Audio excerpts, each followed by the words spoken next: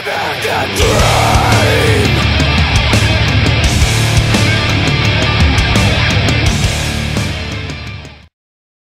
guys, we got a band that I enjoy. We got Walls of Jericho. Oh my god, I hit high pitch, dude. I don't think I can even get that high. I can't do the raw. Okay, good. I wish I could. As you can tell, as normal, I'm delirious. But you guys, I do know this right now. Rockstar? Rockstar. The presenter of the Mayhem Tour. You guys are releasing The American Dream on July 29th. Yes. I got to stream the single American Dream. Yes. It's awesome. For people who haven't, streamed it on your MySpace or Pure Volume, what can you tell them about it?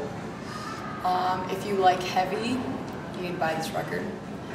It's definitely like a good thrash record, meets your worst nightmare. Like there's so much going on.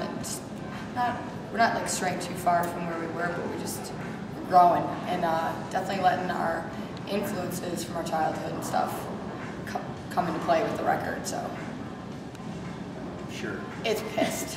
It's pissed. Just pick it up. I gotta say, within like 10 seconds, if you don't feel it, it's not for you. But 10 seconds, like if you're gonna like it. Feel it. I was like I said, I streamed it. I was like, oh, dude, this is what I've been waiting for. Oh shit! Thanks. That's awesome. I know you guys had to cancel the tour with Devil Driver earlier this year. Yeah.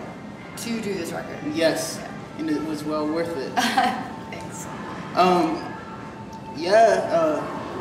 God, man, there's just so many things I want to ask. Have to keep them in order. But okay, you guys are on the Rockstar Mayhem tour right now, and some of your fans, send in requests or emails asking like, are you guys going to be touring later this year because this tour is rather high for It's a lot of money, I'm sure, right? Yeah. Yeah, for normal people who just want to see like a few bands. I know when I was younger, I definitely would never go to festivals like this. I didn't pay for that shit. Like I just wait till they came to local places, like small places. But it's well worth it, the money. There's just so many good bands to actually, and it's a fun day. That's all I know. But we will be doing a few shows after Mayhem with 36 Crazy Fests, just like smaller venue shows, and then we'll be doing a headliner in November. So you guys know what's up. That's right, we know what's up. July 29th, pick up the record. I'm going to keep saying that until, like, you guys have hit #1. That's right, buy it, let's go. Okay, yeah, that song, I know people can interpret The American Dream their own way. And they can take it, pretty negative and... Yeah, which we don't want people to. Yeah. Like, we're going to post something, I think, on our MySpace, telling, where it came from, what the song is really about. It's not anti-war, it's not anti-government, it's not anti-America. So we want to make that clear. And once you actually read the lyrics, it's very clear in the lyrics that it's not about that. Go ahead. You wrote the lyrics. But the music backs it up. He ain't got shit. Okay. No. You just said everything I would say. So. I've seen you guys live plenty of times, and your live shows, wow. Has there been a time, because I haven't seen it, but has there been a time that the crowd has got too violent and you've had to stop playing? Yes. Yeah. Has it happened on the Mayhem tour? No. No, not the Mayhem tour. Sure you don't want that? I don't know. It's usually when we headline, I would say, for the most part. If we're headlining, I don't know. It just sucks. There's too many fights. You don't need to fight. Smaller venues, people are squished together, it just, people tend to get hit and people can't take it, and it just happens, so.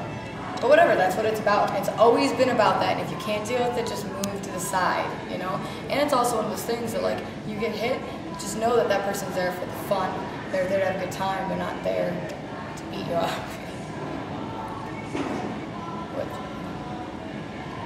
Awkward silence, man. Awkward silence.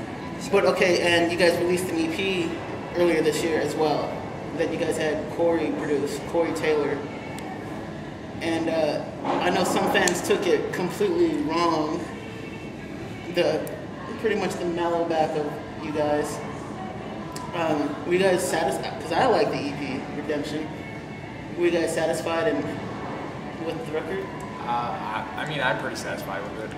I'm not 100% satisfied with anything that we do. I always think we could do something better. And we've always done mellow songs on every record. There's always something mellow. And we don't just listen to metal and hardcore all day, every day.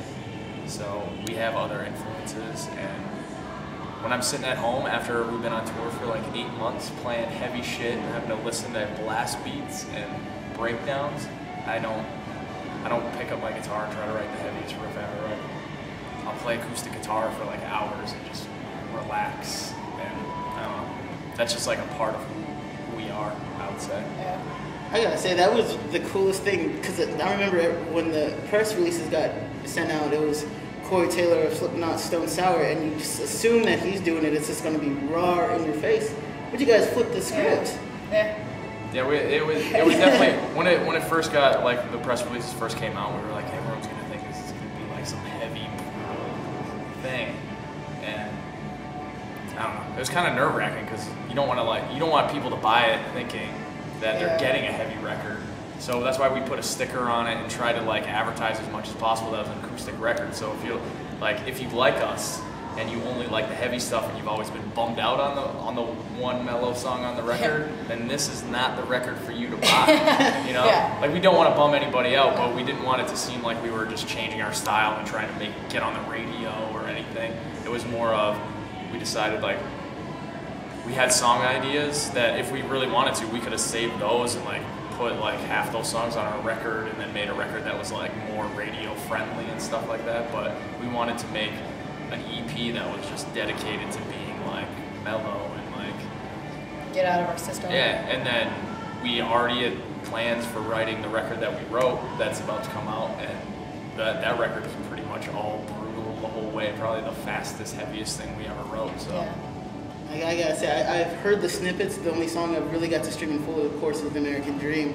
And man, like I gotta say, if this record doesn't do well, you guys aren't in. I'm old, and you guys just don't want something heavy. Like I'm a pussy, and I listen to music that's heavy, so I can seem mean. It's awesome. Dude, seriously, I love like what I got to hear, of course. It's crazy little right now. But man, like I gotta say, it is one of the best like heavy records of this year, and Redemption was like the coolest record ever. I don't know about that, but I liked it. You know what was funny is like I got it, and everyone was like, "Did you get the new Walls of Jericho?" I was like, I didn't even know it was out. And slipped by me, they're like, "Dude, don't get it. It's the biggest bullshit record ever. They're selling out. They're doing Avenged Sevenfold stuff." Dude, it's like you motherfuckers don't read. Yeah. Like all over our MySpace, on every single interview I ever did, I'm like, this is not our new sound. This is an acoustic record. If you actually buy the record and didn't like download it, not saying that I'm against downloading, but if you actually buy the record, it comes with a sticker that says, "This is an acoustic record." Yes. It doesn't say like, "Hey, buy this thing and expect a sick breakdown." Yeah, and it's So 5 songs. It's yeah. an EP. It's not. It's like. It's not a And full one of them's a record. cover. I don't know. It's still good. It's still a good record. I'm stoked we did it. I don't care. I don't care what anyone says. Care. I like it. Good, it's right. No, I love that kind of shit. I like the Police. I like John Mayer. I love all that shit.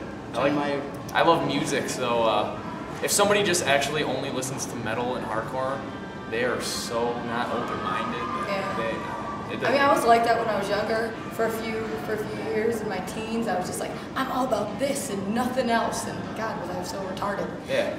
I try to be that. If you're only into like one style of music and you're trying yourself to be a musician or be like artistic in any way, you're only gonna borrow from that one style, and that means you're pretty much just ripping off somebody else. Yeah, limiting yourself to what you like actually could do. there's elements in our heavy record that I stole, like not that I stole the riff, but like I get ideas and get inspired from stuff that if I told people like what it was, you'd hear it and wouldn't even notice it, but I hear it and I'm like, oh, I stole that shit from Smokey Robinson. You know what I mean? So it's just cool to be inspired by everything instead of just limiting yourself to one form of music. And that's what we say here, man, because you guys know we've had plenty of guests. We've had Tech 9, Night Set to Kill, 36 Crazy Fist, of course. And you guys know, mark your calendars for July 29th for The American Dream by Walls of Jericho on TrustKill. Be sure you check out Walls of Jericho TrustKill.tv. Check him out on MySpace and wherever Walter Jericho can be found. And